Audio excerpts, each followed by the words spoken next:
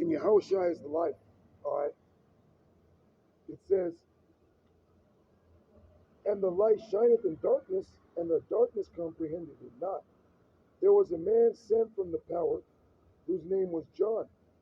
The same came for a witness to bear witness of the light, that all men through him might believe. He was not the light, but was sent to bear witness of that light. You see, because remember how Yahawashi said there had not been any prophet greater than John the Baptist. Okay, you have John the Baptist and you have John the Revelator. Now, John the Baptist was the one preaching, all right, baptizing in the garden, or Slakia, the River Jordan, you know. And they said, are you he that came, you know, pretty much for our salvation? He was like, no, there's one greater that cometh right after. And he's talking about Yahawashi. All right. So back in Deuteronomy 4,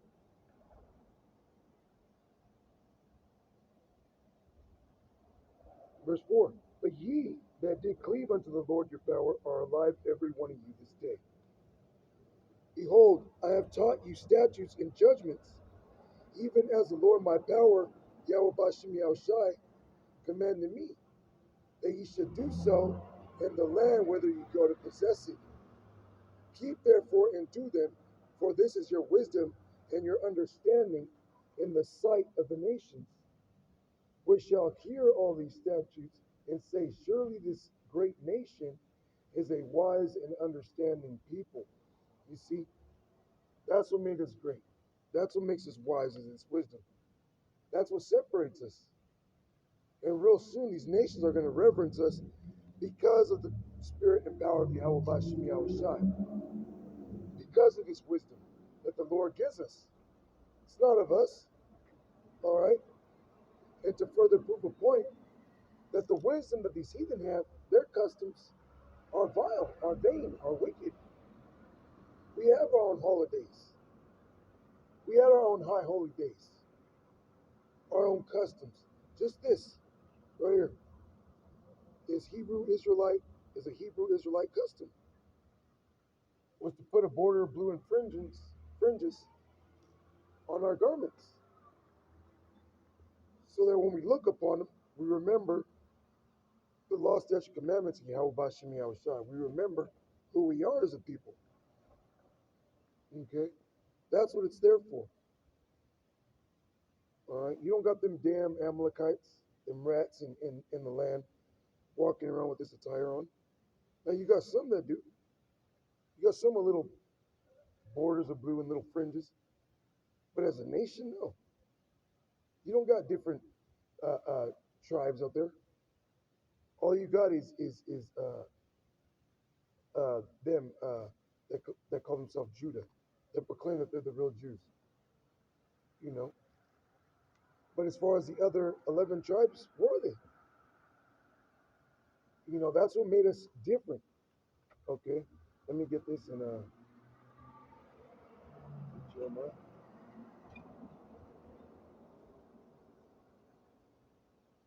Yeah, this is Jeremiah chapter 12, verse 9. Mine heritage is unto me as a speckled bird.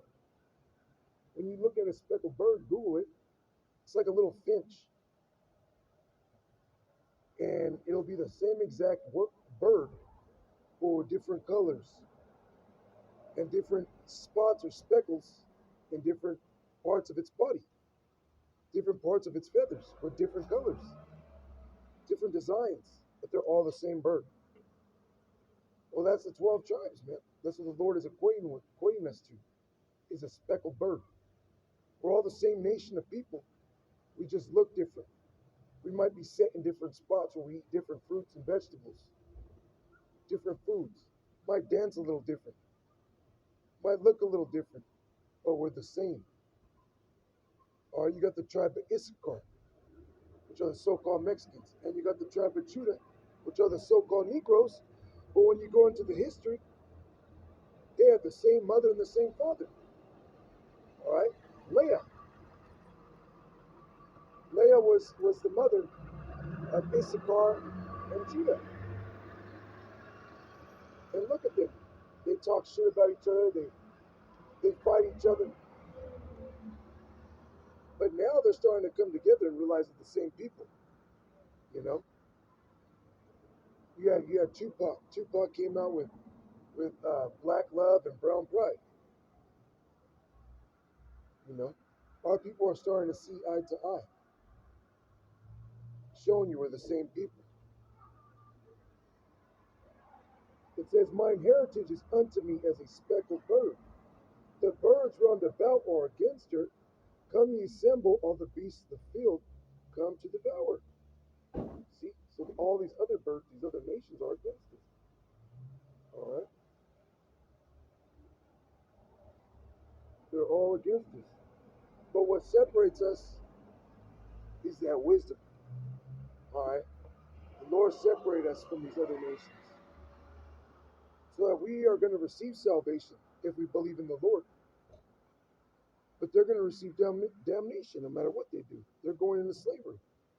This is Revelation chapter 2 and verse 26. And he that overcometh and keepeth my works unto the end, to him will I give power over the nations.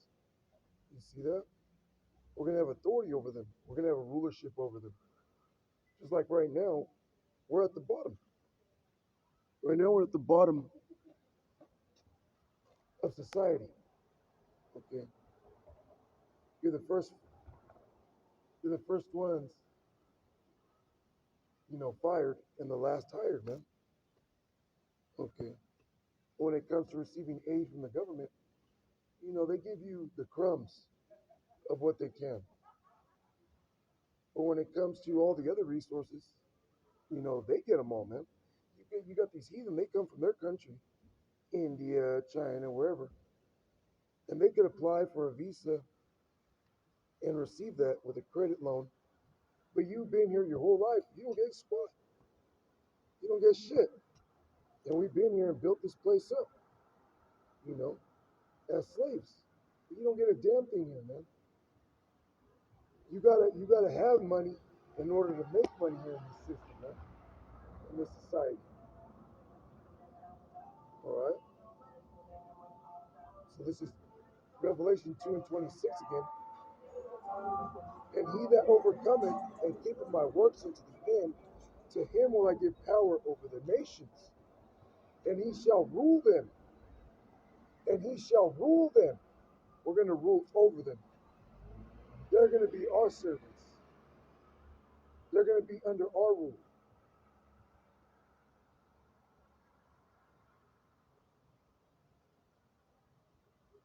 With a rod of iron, as the vessels of a potter shall they be broken to shivers, even as I received of my Father. You see, we're going to rule them with a rod of iron, meaning we're going to be hardcore over them, stern, strict, like iron. Iron's tough. We're going to be tough on them, man. And there's going to be an actual rod in our hand, an actual scepter, symbolizing the authority and also the ability to afflict judgment, man. You know, we're going to be strict on them, man. The Lord created everything for the Israelites, the so-called blacks, Hispanics, and Native Americans.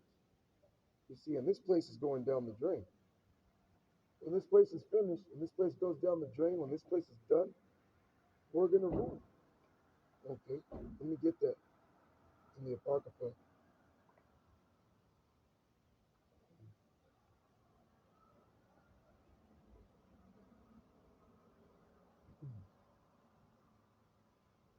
All right, this is Second Ezra, chapter 2. Actually, Second Ezra, chapter 6, verse 7. Then answered I and said, what shall be the parting asunder of the times? Or when shall be the end of the first and the beginning of it that followeth? So when is going to be the end of this system? The end of our captivity, the end of the Israelites catching hell.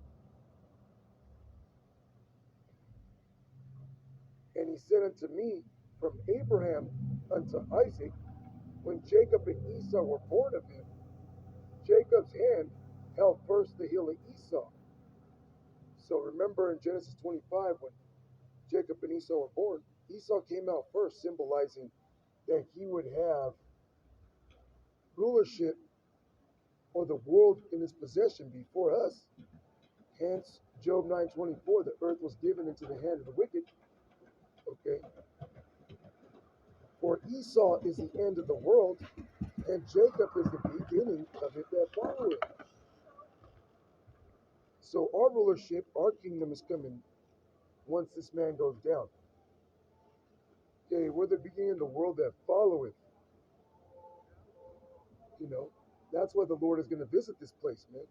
That's why the Lord is visiting this place. To strip this man out of power and raise up the elect, raise up the 1/3, raise up the Israelites. That's why we say Kwam Yasharallah, which means arise Israel, rise up. You know, come back to this knowledge, man, before it's too late. Because the Lord ain't going to wait for nobody, man. The Lord has his elect. The Lord has 144,000. When they're sealed, that means the 1/3 is going to be sealed. And whoever didn't receive this is going to be destroyed. All right? So we have next. Okay? Let's go into the book of Isaiah. All right?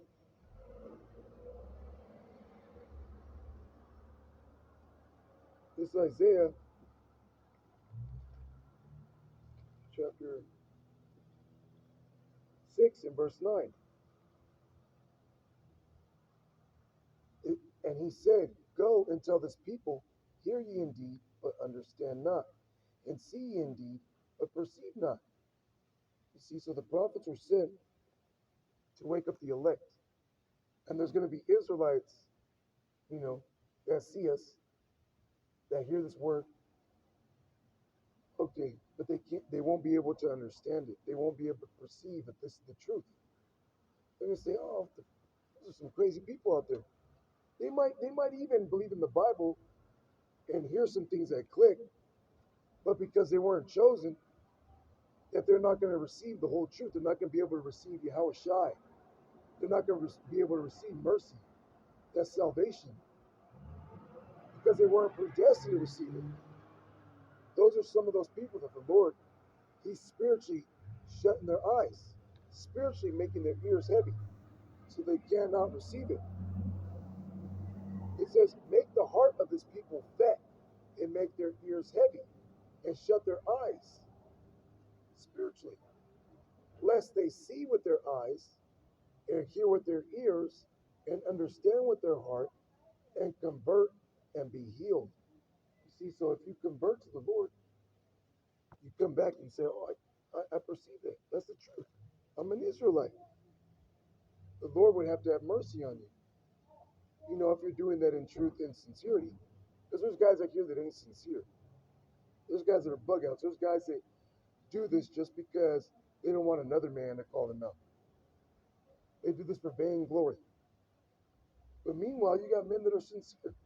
Even though they might fuck up, even though they might do things, mess up, which isn't uncommon, isn't a bad thing. All right, we're not perfect. We're gonna mess up. We're gonna repent. We need to repent, you know. But you got, other guys that think that they're perfect. That as long as they get good words from men, that they'll be fine. But no, this is all about who's predestined and who's not. Okay, it's all about the elect. All right, that's who the Lord is going to save. Those that were predestined from the foundation of the world. Okay. Then said I, Lord, how long? And he answered, until the cities be wasted without inhabitant, and the houses without man, and the land be utterly desolate. You see? So it's going to continue that way. Israel, 2/3 of our people are going to be bugged out They're not able to believe until this place destroyed, man. That's when everything's going to return back to its normality. When Esau is taken out of power and the elect is risen up, okay, that's when everything's going to be returned to normal. All right.